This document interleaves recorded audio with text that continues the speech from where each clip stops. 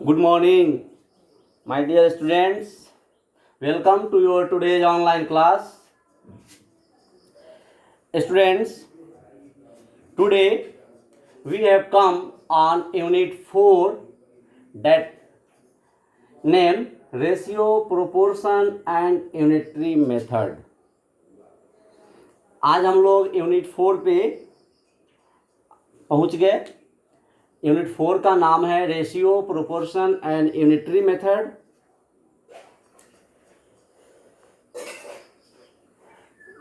Till now we have completed all the worksheets and brain teaser parts of unit 3। Unit 3 का हम लोग complete कर लिए हैं। फिर भी यदि किसी स्टूडेंट्स को कोई डाउट है, if any students having doubt from completed chapter से, कंप्लीटेड चैप्टर का मतलब जैसे अभी हम लोग यूनिट 4 में हैं तो कंप्लीटेड चैप्टर है यूनिट 1, 2 एंड 3। इस पूरे तीनों चैप्टर से,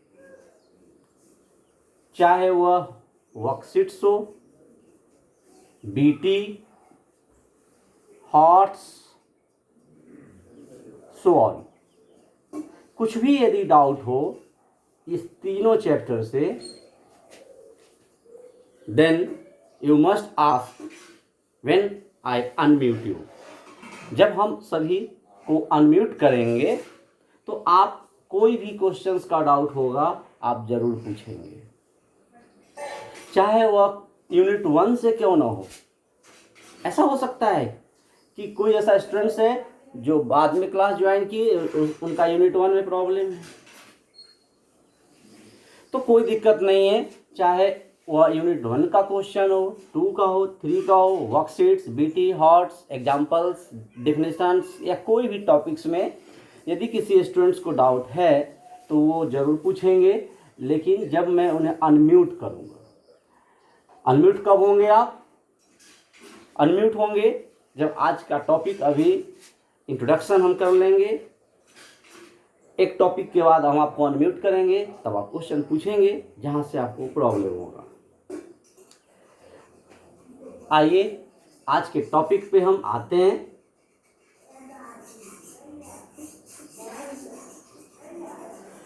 today's topic ratio, only ratio. आप सोच रहे होंगे कि ये इतना छोटा टॉपिक, जी इतना छोटा topic. Your chapter name is ratio, proportion and unitary method. It's not your today's topic. ये आपका चैप्टर नेम है, आप चैप्टर नेम मिलाएं बुक में। In the whole topics of unit 3, पूरे से यूनिट 3 से एक टॉपिक मैं लिया हूं, वो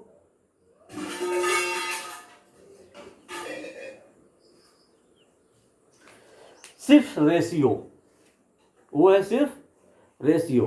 आपको इस चैप्टर में 3 टॉपिक्स मिलेंगे, 3 टर्म्स मिलेंगे, ratio, proportion and unitary method. एक एक दिन करके हम तीनों टॉपिक पे आएंगे। फर्स्ट डे आज यूनिट 4 शुरू हुआ है, इसलिए हम पहले टॉपिक, पहले टर्म रेशियो पे आते हैं। What is the meaning of ratio? What do you mean by term ratio? How we can define? जब तक इसको हम समझेंगे नहीं रेशियो होता क्या है, तब तक इसका हम डिफिनेशन कैसे करेंगे? ये आपके लिए नया वर्ड है, लेकिन इससे रिलेटेड कुछ टॉपिक्स, कुछ टर्म्स आप प्रीवियस क्लास में पढ़े हैं। You have already know in previous class a term fraction. आप सभी ये फ्रैक्शन वर्ड जानते हैं, पिछले क्लास में पढ़े हैं। फ्रैक्शन ये P/Q के फॉर्म में होता है। फ्रैक्शन जब आप पढ़े हैं तो हमारा रेशियो भी इसी फ्रैक्शन से रिलेटेड है। क्या है? आप बुक में देखें क्या दिया है। comparing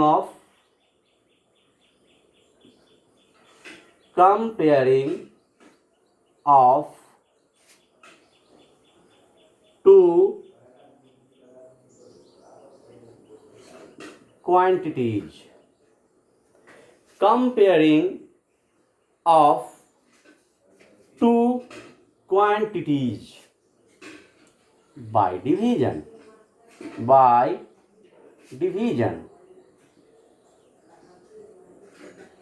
जब कोई दो क्वांटिटी का कंपेयर हम करते हैं बाय डिवीजन, यानी डिवीजन के फॉर्म में, यानी फ्रैक्शन के फॉर्म में, तब वो टर्म हमारा रेशियो कहलाता है। तब वो क्या कहलाता है? रेशियो कहलाता है ना जी। अनम्यूट स्टूडेंट्स,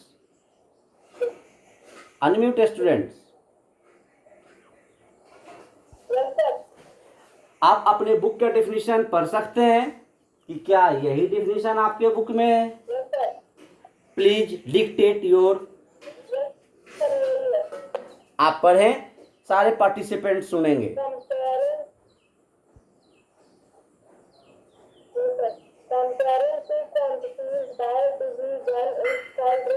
यस, कंपेयरिंग मैं ऑफ लिख दिया, कोई बात नहीं है, सारा आपका मिलता जुलता है। कंपेयरिंग ऑफ टू क्वांटिटीज है ना। से लाउडली। आपकी आवाज क्लियर नहीं आ रही है, पार्टिसिपेंट्स नहीं सुन पा रहे होंगे। Again repeat the definition of ratio from your book.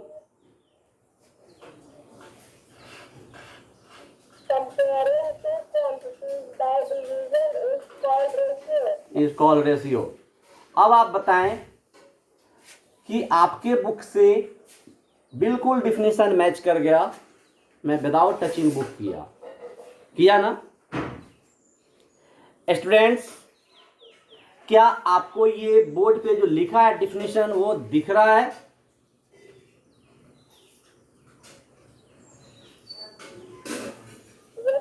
Yes sir.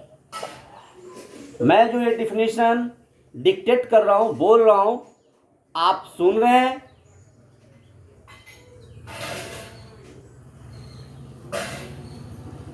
Reply कीजिए, देर से मत कीजिए। यस, ये दे रहा है, दिखाई दे रहा है, सुनाई दे रहा है। चलिए ठीक है। तो हम यहाँ ये कहना चाह रहे हैं कि comparing of two quantities by division is called ratio. ये डिफिनीशन आपके कॉपी में राइट एंड लर्न होना चाहिए। As your homework I want to given a write and learn definition. पहला होमवर्क मैं यही देना चाहूँगा कि जितने भी टर्म्स हैं उसका डिफिनीशन आपके कॉपी में राइट एंड रिवाइज लिखकर रिवाइज करना है। क्या आप सभी ये डिफिनीशन अपने कॉपी में राइट डाउन करेंगे?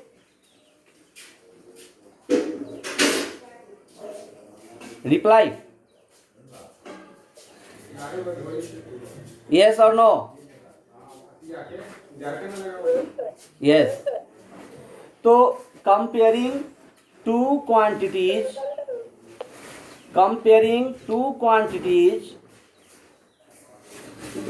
Bye division is called ratio. आइए एग्जांपल देखते हैं।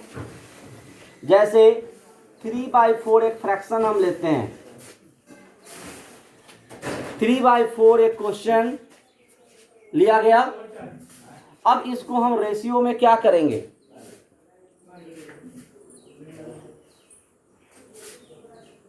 इसको रेशियो में क्या करेंगे? कन्वर्ट करेंगे। 3:4। 3:4। अब आप बताइए, एक नया सिंबल आपके सामने दिख रहा है। एक नया सिंबल दिख रहा है। आप ये सिंबल को पढ़ लीजिए। ये सिंबल है इज टू।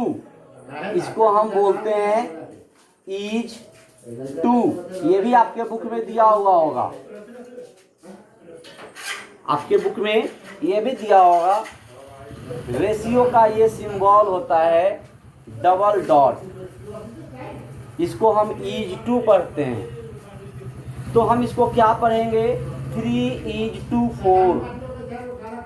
यदि इसको रीड करना होगा तो हम इसको पढ़ेंगे 3:4। इस तरीके से हम रीड करेंगे। अब यहाँ एक रूल्स इससे डिपेंडिंग आपको मिल रहा है कि 3/4 इज इन सिंपलेस्ट फॉर्म। जो भी रेशियो यानी फ्रैक्शन दिया हुआ होगा वो सिंपलेस्ट फॉर्म में होने चाहिए, सिंपलेस्ट फॉर्म। अब यहाँ ये एक क्वेश्चन अराइज हो रहा है कि how we can sure that given fraction is in simplest form. हम ये कैसे श्योर होंगे कि जो दिया गया फ्रैक्शन है वो सिंपलेस्ट फॉर्म में है या नहीं है। इसके लिए एक ट्रिक है, एक फॉर्मूला है, आप सभी ध्यान से सुने। If no common factor other than 1, no common factor other than 1, other than 1, no common factor other than 1। यदि हम इस दिए गए फ्रैक्शन का HCF निकालते हैं, यदि इसका HCF 1 आता है, यदि इसका HCF 1 आता है तो ये फ्रैक्शन सिंपलेस्ट फॉर्म में माना जाएगा। If we get not HCF as 1, अगर हम HCF 1 नहीं पाते हैं, नहीं आता है, तो ये फ्रैक्शन सिंपलेस्ट फॉर्म में नहीं होगा। जब नहीं होगा तो क्या करेंगे, आइए देखते हैं। जब नहीं होगा तो क्या करेंगे।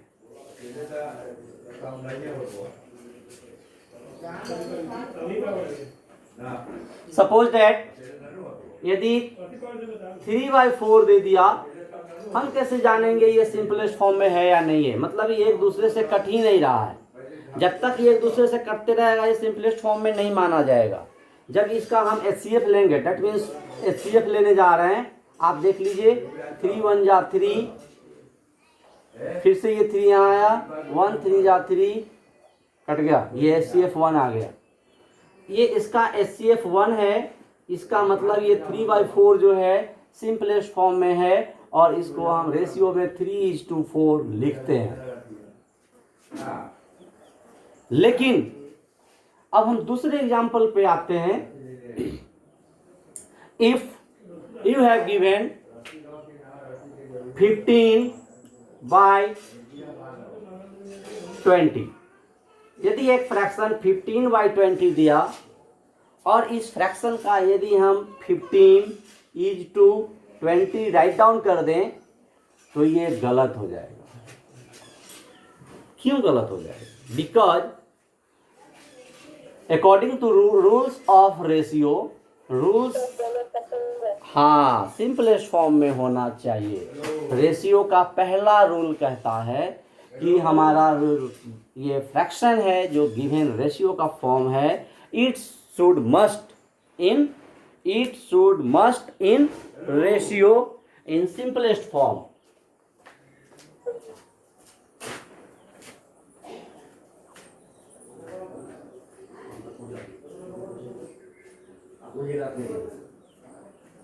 It should must in simplest form, ये सिंपलेस्ट फॉर्म में होने चाहिए। अब हम कैसे जानेंगे कि ये सिंपलेस्ट फॉर्म में है या नहीं है? अभी मैं आपको एक ट्रिक बताया, गिवन फ्रैक्शंस का हम HCF फाइंड कर लें। If we have get 1 as HCF, then we can sure that given fraction in simplest form. If we have not get one, we have get HCF other than one के अलावा कोई दूसरा HCF मिलता है, तब हम समझ लेंगे कि ये जो फ्रैक्शन है वो सिंपलेस्ट फॉर्म में नहीं है। आइए करके देखते हैं। तो HCF जो है, HCF 15 and here 20, 15 1 जा 15, क्या रिमाइंडर आया आप बताइए। आप अनम्यूट है, साथ साथ आप हैं 5, वेरी गुड 5। एंड HCF में क्या होता है कि फिर से जो पहला वाला डिवाइजर है वो उतर के यहाँ आ जाता है। ले आइए 15 को, 5 3 जा 15, रिमाइंडर 0। हाँ, अब आप ये समझ लीजिए कि ये जो 5 है, यही 5 आपका HCF हो गया। जब 5 HCF हो गया तो हम श्योर हो गए कि हमारा HCF यदि 5 है 1 नहीं है, it means it is not in simplest form, ये सिंपलेस्ट फॉर्म में नहीं है। तो क्या होता है कि जब सिंपलेस्ट फॉर्म में नहीं होता है तो जो HCF आता है उसी HCF से हम गिवन फ्रैक्शंस के डिनोमिनेटर दोनों में डिवाइड कर देते हैं। HCF, बिकॉज HCF इज 5, अभी HCF 5 आया है, we divide 5 both numerator and denominator, then we get 5 3 जा 15, न्यूमरेटर में आ गया 3 एंड 5 4 जा 20, denominator 4। Now it is in simplest form. अब ये सिंपलेस्ट फॉर्म में आ गया। वेरी गुड रिप्लाई, स्टूडेंट्स का रिप्लाई आ रहा है 3/4, good. Now we can write, अब हम इसको सिंपलेस्ट फॉर्म में लिख सकते हैं। सिंपलेस्ट फॉर्म में लिखने के लिए अब जो न्यूमरेटर है वह पहले होता है और डिनोमिनेटर बाद में होता है। यह कहीं आपको नहीं मिलेगा बुक में, मैं आपको समझने के लिए लिख रहा हूँ। First term numerator and second term denominator. तो first term 3 and last term 4। आप लोग समझ गए रेशियो का पहला रूल्स,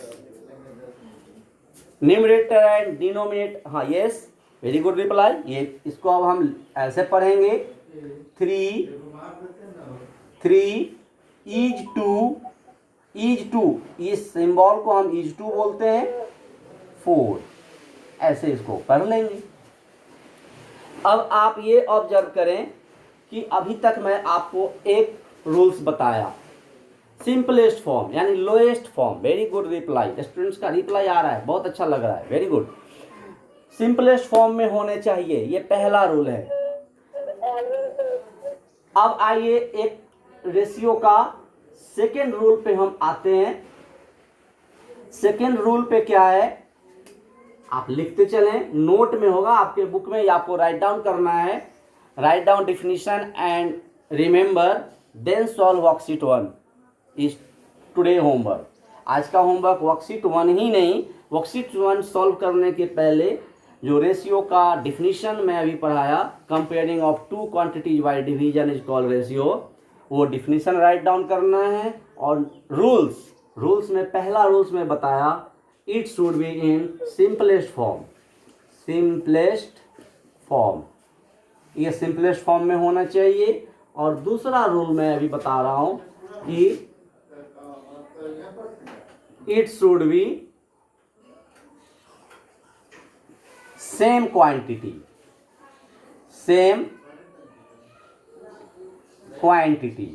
अब आप बताइए इसका मतलब क्या हुआ। हाँ, कॉपी में भी सॉल्व करना है। एक स्टूडेंट्स का मैसेज आ रहा है कि कॉपी में करना है, बिल्कुल कॉपी में करनी है। अब ये आइए सेम क्वांटिटी,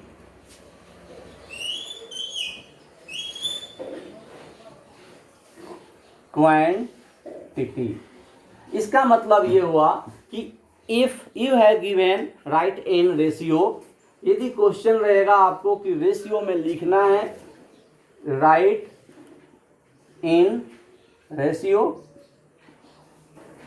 किसको लिखना है रेशियो में? रेशियो में लिखना है 3 pens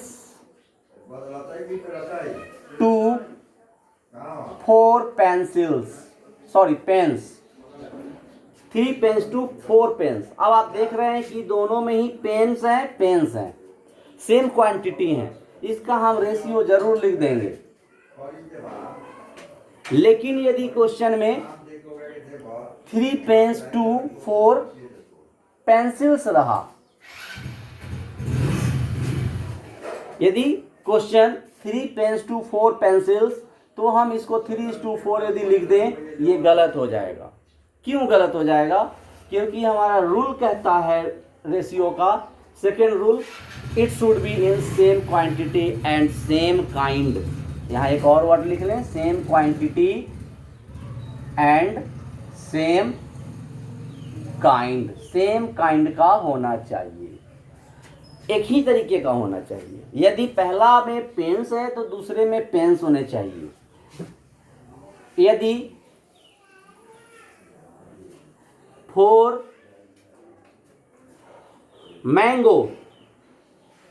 मैंगोज रेशियो में लिखना है 7 एप्पल्स, नहीं लिख पाएंगे, इट्स नॉट पॉसिबल। ऐसा नहीं कि आप 4:7 आंसर कर देंगे, गलत हो जाएगा। हो जाएगा ना गलत? हो जाएगा ना गलत? रिप्लाई मैसेजिंग करने से नहीं होता, बोलिए। हाँ, तो इसका पॉसिबल नहीं है। पॉसिबल कब होगा? तो 4 मैंगोज प्लस, कुछ स्टूडेंट्स का ये कहना है कि यदि 4 मैंगोज और यहाँ 7 की जगह 4 कर दें तो दोनों तो सेम है। नहीं, ये तो हमारा न्यूमरल वैल्यू है। न्यूमरल वैल्यू डिफरेंट हो सकता है, may be different, but quantity will be same. Quantity same होना होगा। तो क्या होगा यहाँ? 4 मैंगोज टू 7, यदि मैंगोज रहा तब हम इसका रेशियो 4:7 कर लेंगे।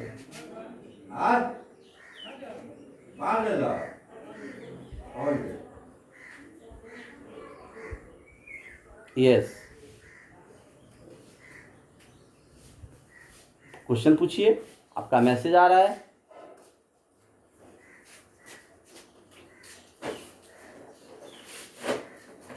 Yes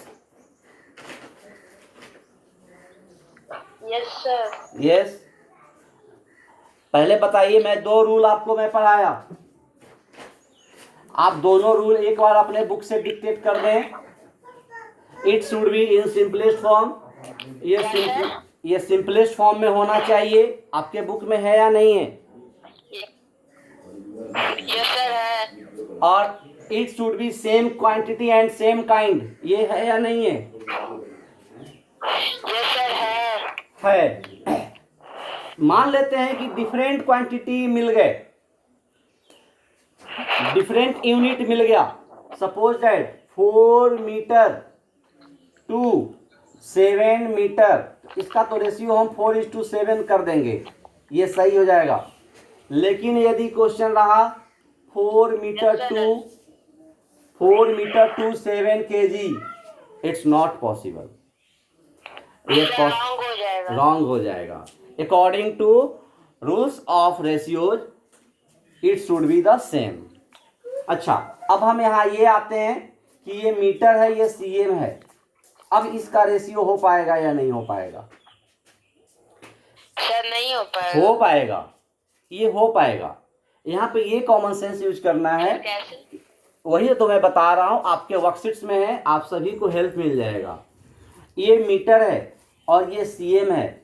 we can convert metre into centimetre. हम लोग इस मीटर को सेंटीमीटर में कन्वर्ट कर सकते हैं या नहीं?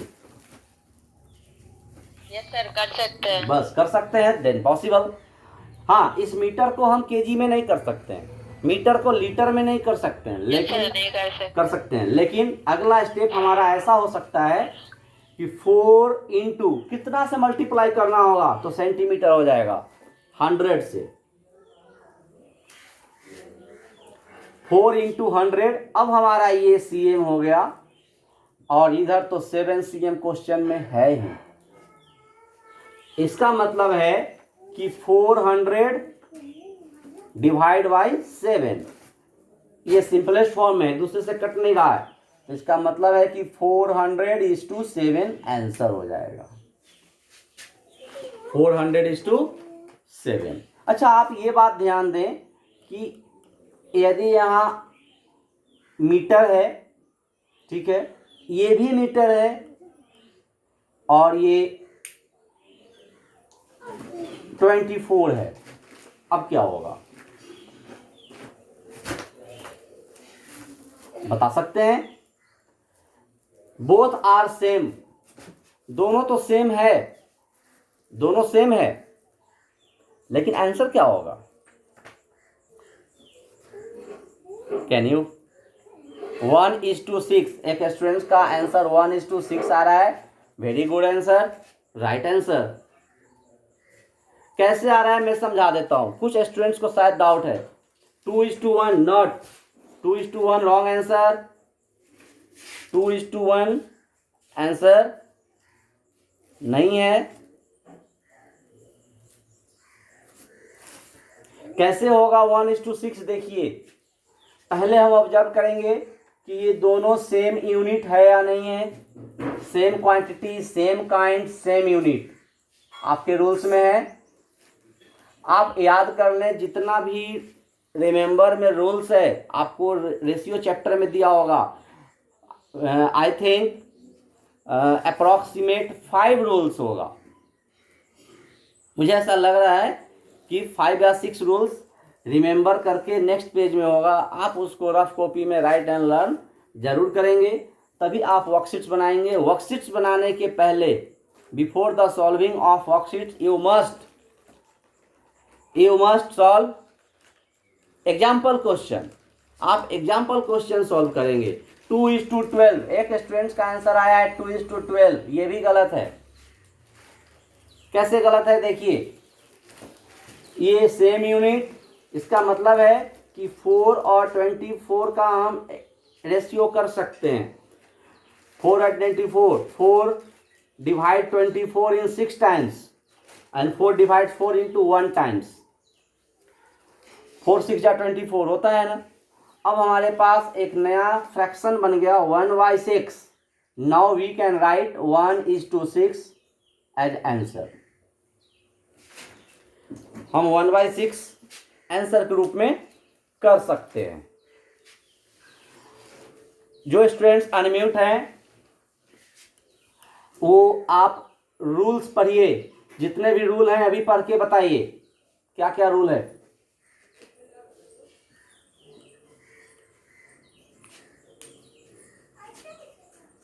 पढ़ पाएंगे? नहीं पढ़ पाएंगे?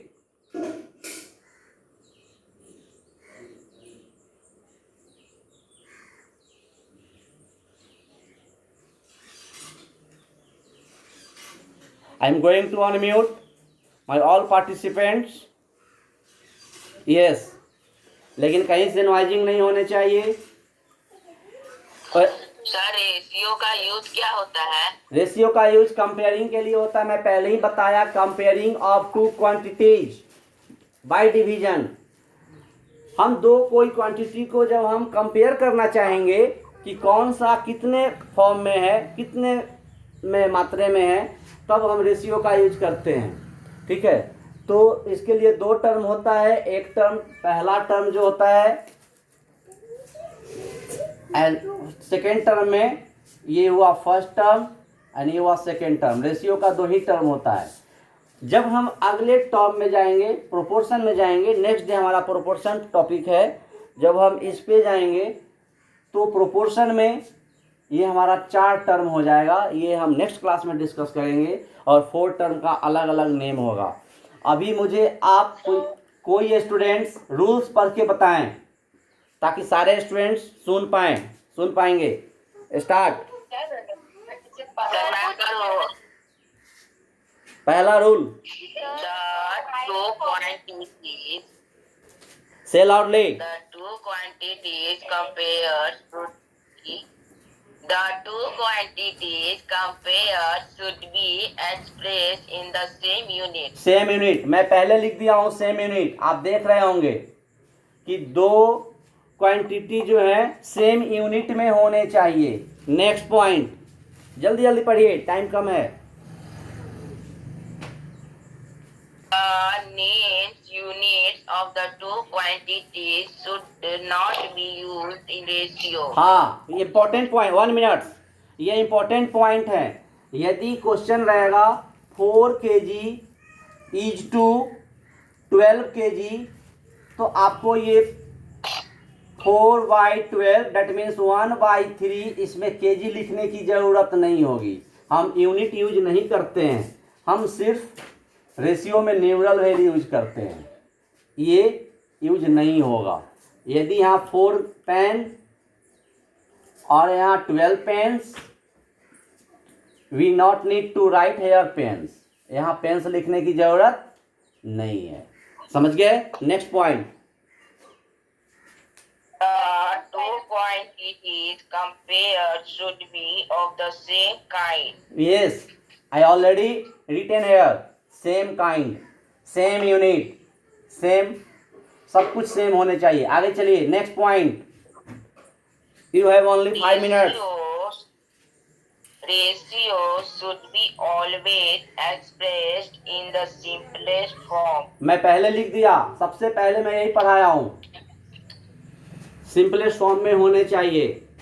नेक्स्ट पॉइंट, सर इसी को कॉपी में लिखना है। हाँ बेटा, इसी को कॉपी में लिखना है। जितने ये रूल्स हैं, कितना है आप बताइए काउंट करके, आपके पास बुक है, कितना है टोटल पॉइंट? वो Sir, 5 है। 5 है। यस 5 है। मैं पहले ही बताया हूँ कि 4 या 5 होगा। आप उस पूरे को कॉपी में राइट डाउन करेंगे, रिवाइज करेंगे। डिफिनीशन, पहले आप रेशियो का डिफिनीशन, नोट भी है। हाँ नोट भी लिखना है। नोट मीन्स ये रूल्स हुआ बेटा। Order of the term in a ratio is important. हाँ हाँ, वो इम्पोर्टेंट हुआ रेशियो के लिए, वो आपको राइट डाउन करना है।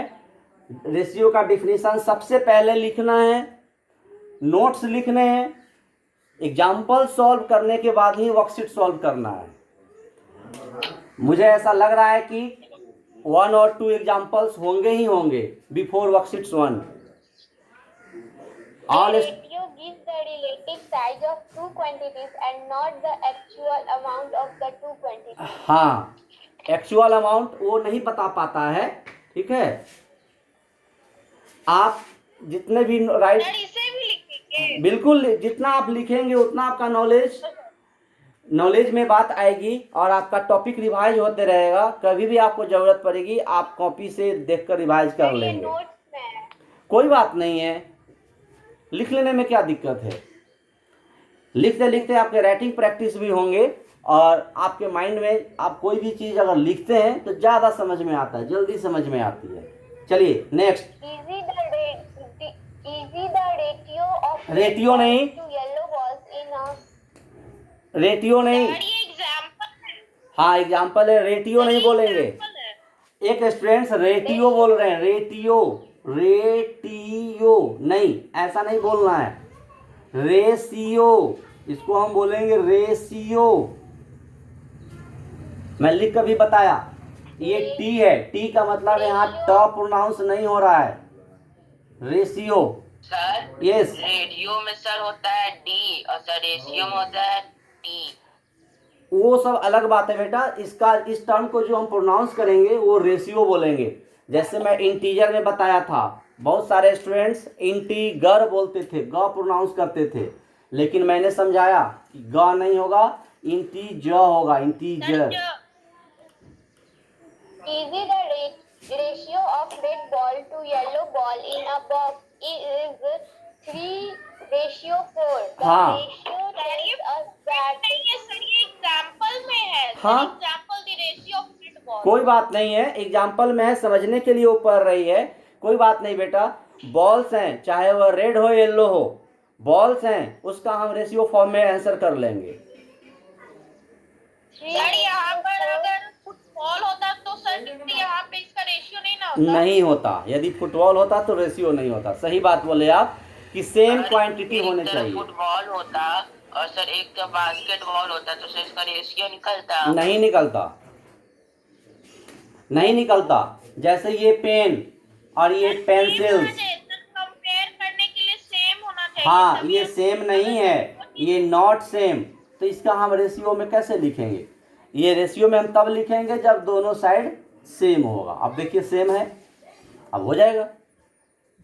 सर हाँ लेकिन सर यहाँ हम पे पेन कंपेयर कर रहे हैं। ठीक है, रेड बॉल और येलो बॉल दोनों डिफरेंट कलर कंपेयर कर रहे हैं। यस, बहुत अच्छी बात, बहुत अच्छा कर रहे हैं। Now one important instructions, if you have doubt any questions then you must ask.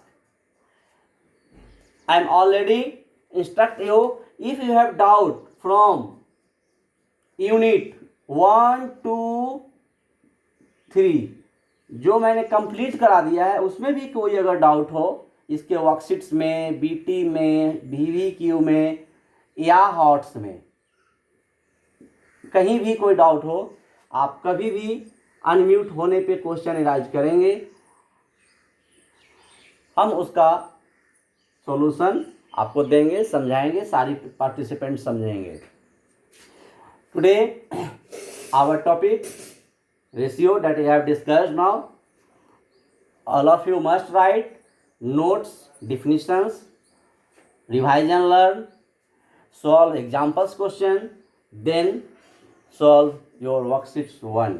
Next day we will come on the topic proportion. अगले दिन हम proportion टॉपिक पे आएंगे। Okay, thanks.